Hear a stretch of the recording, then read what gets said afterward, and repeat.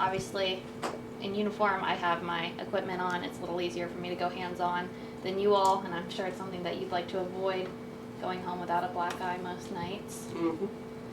So the goal is to do a crisis intervention. That's when people are going to be most violent, is in a moment of crisis, when they sense that the balance in their life is shifting, which I'm sure you see a lot as they're going through a period of transition. And they feel that they no longer can cope with the situation at hand. They might not have the resources they're used to, money, car, home, the things that they find comfort in, so they're going to be already at an elevated state for you all to be handling. So people in a crisis, however, are more willing to accept help and guidance from all of you. That's your opportunity to establish control of the situation, and not in a means to belittle them or treat them like a child.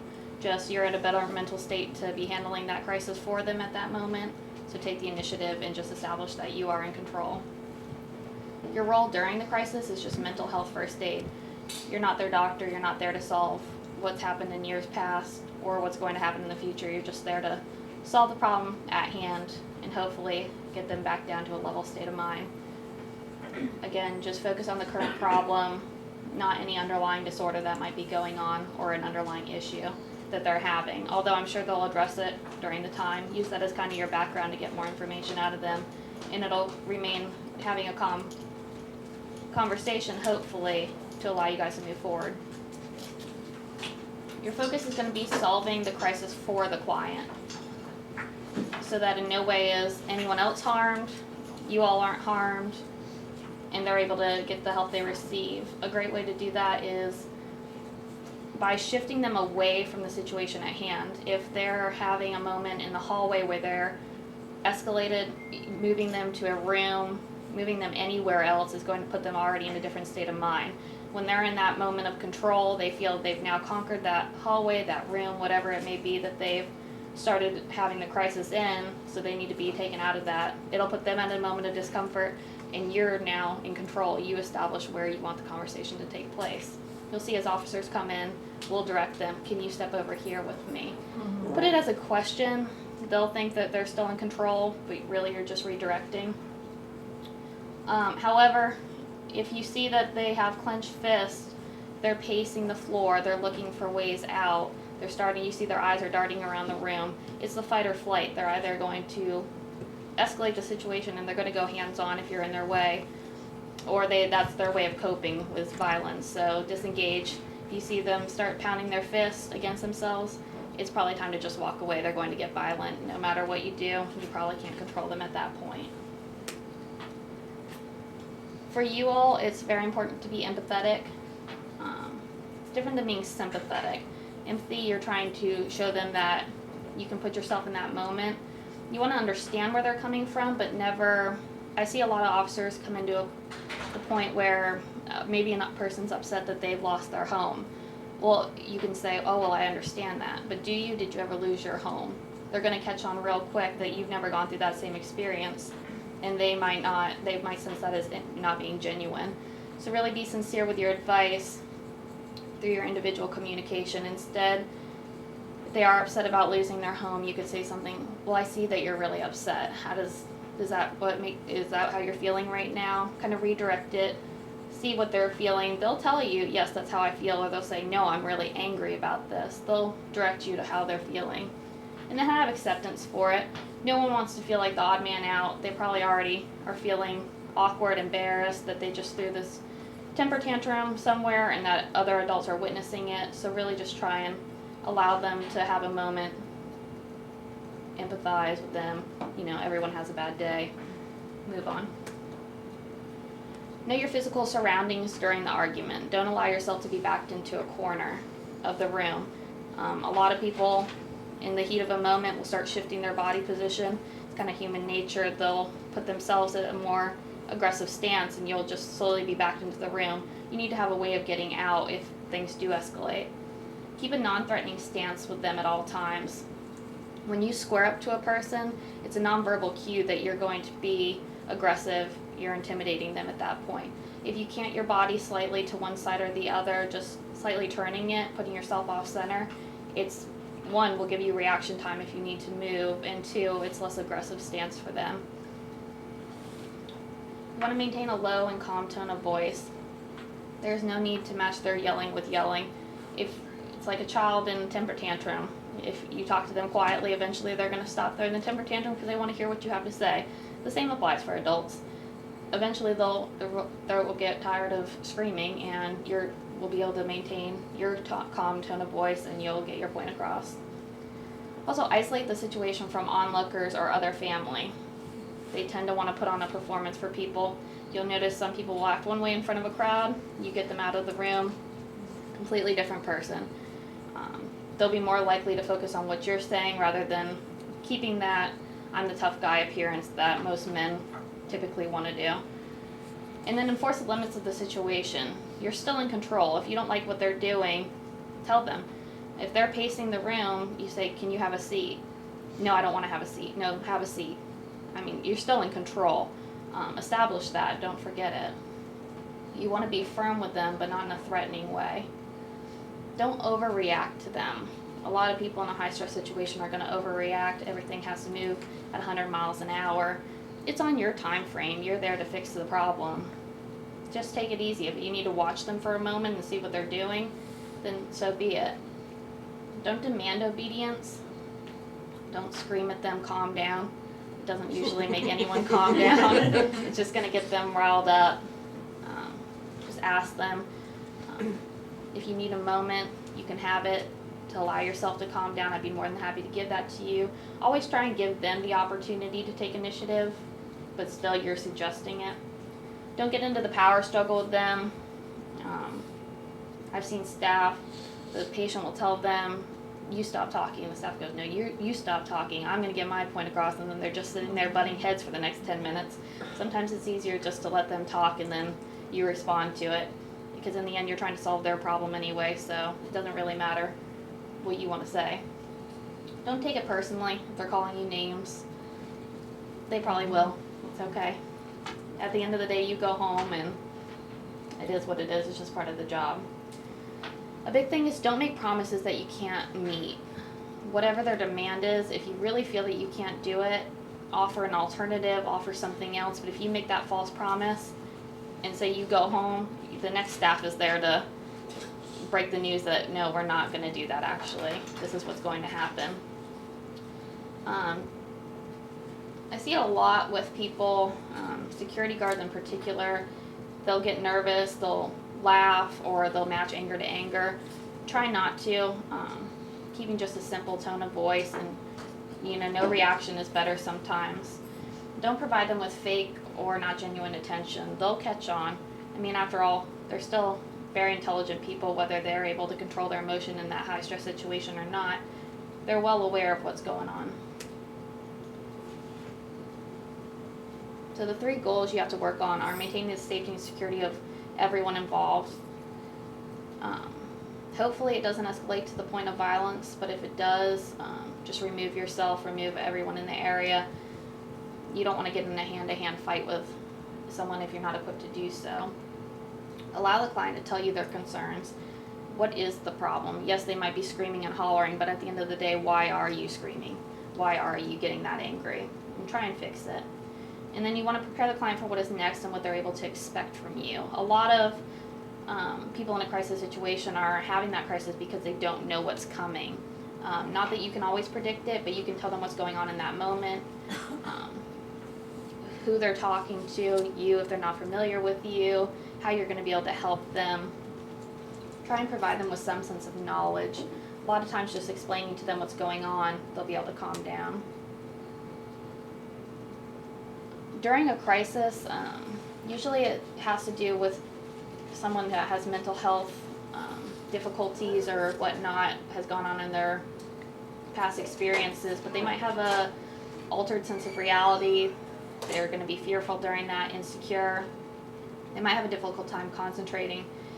All of this can lead to agitation in their attitude. If you're noticing that they really are just jumping from one problem to the next problem and they're just all over the place, concentrate on the one. It's your job to redirect them. You can't match their frantic state with your own frantic state and say, oh, well, the ball's yellow, the sky's blue, and just bounce all around. You got to focus them. Try and get them on the one problem at a time. You'll want to be honest with them. lying to try and get them to calm down. Not even a lie in the sense, but the false promise. That's really just going to do more harm than good in the long run. Remaining calm, repeat what they say. I find that people really take well to that. You can active listen and just be nodding the whole time, and they're like, are you getting what I'm saying? But if they say something and you say, well, to me that seems like it's making you feel angry. Is that how you feel? They're going to think that you're more into the conversation. You're actually listening to them. You're engaged. Try and or repeat back what they say. I see a lot of people, they say, well, my wife and I were kicked out of the house. You say, okay, your wife and you were kicked out of the house. Just back and forth with them so that they know that you're really in tune to what they're saying. Limit personal input. You don't want to say, well, that would make me really angry too.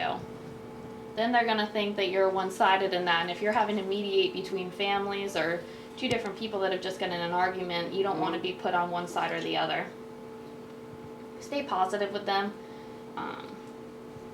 I've seen people in a high-stress situation, they'll say, the client will be saying, my life is over, and they go, yeah, it kind of seems that way. No, try and redirect them into a positive light. Don't just get caught up in the situation that you're mimicking their feelings, and then stick to the topic. You will notice that people are bouncing all over the place. If the one topic you seem that they keep coming back to, stick on that for them and say, well, we're going to talk about this right now. And then never forget, even with someone that's calm, that violence is a possibility. During a crisis state, you can be calm for one moment. It's like a roller coaster. You're going to go up and down. Not recognizing behavioral clues, that's the clenched fist, the pacing of the floor, they're darting around the room, they're looking for a way out. Those are all behavioral clues that they could turn to violence rather than calming down. And really, if you feel that you're losing that battle and they're going up on that mountain hill, remove yourself. It's not worth you getting her or them. Don't argue with them or move too fast.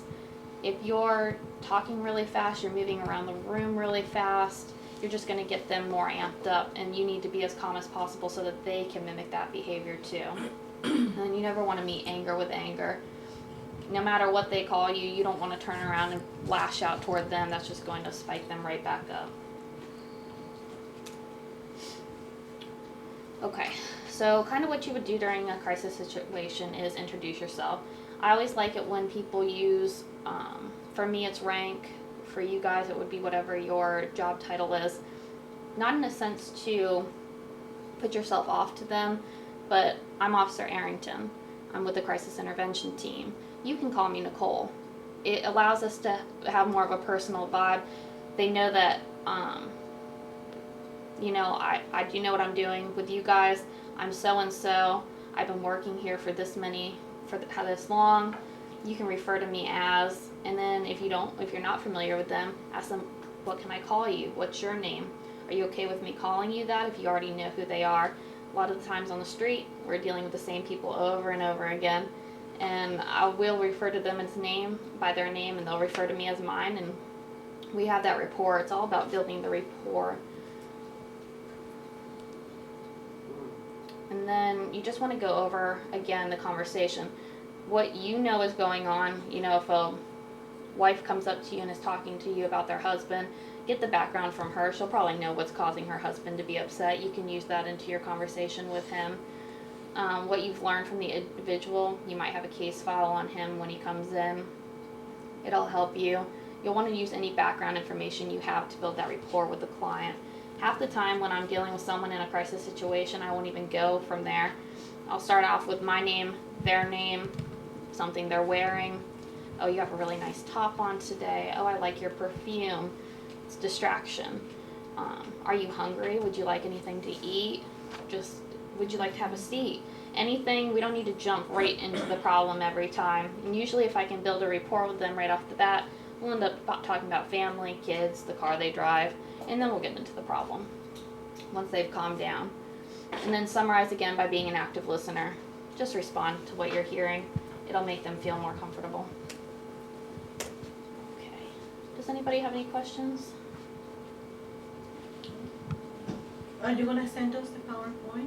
If you want to, I'll be happy to send that to Renee, and you can get that out to all of you. Thank you. That's not a problem. What's your opinion on making eye contact with somebody? Does that typically rein them in, make them know that it's a personal conversation, like between you and them, or does that kind of make them a little bit more aggressive? I think it's great coming from you all.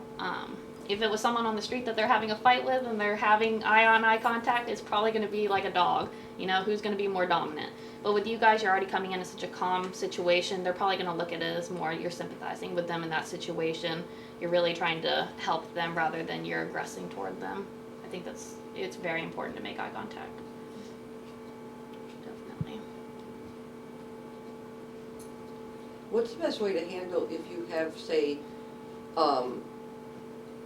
the group agreement kind of situation when you have a lot of people? Yep. But you've got one main character that you're trying to deal with, but there's a lot of people involved. What's the best way to get that person out of there, or deal with the other people, get them out of the environment in order to handle it without getting authoritative with them? Right. I just, the way I've always done it, of course, sometimes in uniform, people are more likely to listen. Right. However, you can say, if you know who they are, Stephanie, I need you to come over here with me. Well, I don't want to.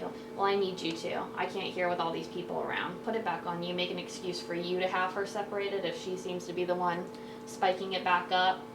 Or if the other people seem like they'll be compliant, ask them to just step away. If you can have 2 different staff members kind of handle the parties at 2 separate times and move them to opposite corners where they can't hear each other, that's great. If it's close corners, I've seen people, they'll just scream across the room. So Right. if you can get them across the hallway into separate rooms, that's always ideal. But just, you know, you are in control ultimately. It's up to you. So if they're not going to listen, no, I really need you to. I can't hear. I think it would be best if different things to just move them, try and redirect their attention to somewhere else. Yes, but I would never recommend trying to handle something as a group. There's always going to be one lead in the pack that's causing everybody to get stirred Right. up. And you don't want everybody to never have a resolution. Right. Does anybody else have anything? What about people that are under the influence? People are under the influence. Yep. They're a different situation all in itself. Very unpredictable. If it's a drug, you can, I don't want to say you can't work with them because you can. It's on a case-by-case basis. If you see that they're completely out of it and reality is just far gone, there might not be any reasoning with them. It might be best if you can just get them to sleep it off for the night. If you can confine them to an area all by themselves. If they're the least bit violent or showing signs of aggression, it's probably best just to have an officer respond, because it's not that they can't control it, it's that that drug or that alcohol is causing them to just go up in aggression. And unfortunately, with drugs comes unpredictability. So a lot of times with drugs, more so than alcohol, you really just can't predict what they're going to do. So on a case-by-case basis, some people do get more depressed while they're on it, but a lot of people you'll see that their aggression is a lot higher. I would take that on a case-by-case, try and separate them. Anyone's probably going to agitate them. Maybe a low-lit room, quiet, just let it kind of ease out of their system. In a situation where you see 2 people maybe arguing with each other, Mhm. and they're both really getting ready to the apex of getting into a violent altercation, what is the best way, what is the best maybe phrase to say in that moment in time to quickly rein them in? If they're both about to go at it, I am quick to step into something like that. I will raise my voice. That's enough. You establish that you're in control. They're not in control, especially with men. More so with women, I see they'll just keep going. They tend to ignore us. Raise your voice. It's enough. You over there, like a mother would to a child. It's done. You separate them, you possibly get another staff member, then you bring your tone back down, and you'll notice that they'll mimic that. They'll then regain, and they're actually better with women in that sense once they separate from each other, and they'll go more towards your gentle demeanor than a man that they might be just more aggressive with. But definitely establish your control. If they're going to go at it, they're not going to listen to the, oh, excuse me, can you please separate? No, you're probably gonna have to shock them with a firm that's enough and move them away from each other. I would do so, in your case, not physically moving them, but if they're about to just fight, then have an officer come so that they can deal with that. That would have been my question. That we're at no time we are not to get in between a fight and break it up. We just that's at the point we clear the. Is it right that we would be clearing the area of spectators Certainly. and then calling the If police? you really think they're going to fight, I'd have one staff member in charge of, I don't know how staffed you are at any time, but one staff member getting officers already en route, telling them the situation, and then another member, if you're going to be the one to step in and try and say that's enough, I would keep your distance, because if they're going to go for that haymaker punch, when people brawl, they brawl quickly, and it's going to take up a large area. So you'd want the immediate area cleared out so that other friends, family don't happen to get involved, and then of course yourself by accident getting involved in that altercation. But I would definitely have officers en route if they just seem like they're not going to listen to anything. But I'm sure over the years you guys have learned that some people are more talk and some people are more action, and you can kind of guess who's going to make that first move. So I would just assess it from there. But it's always good to, officers never mind coming out to start diffusing a situation for you, so it's always an option.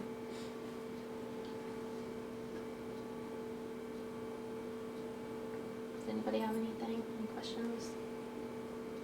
No? Good. Okay. Okay. Thank you. Well, Not thank a you for problem. coming. Good. It was very pleasure. good.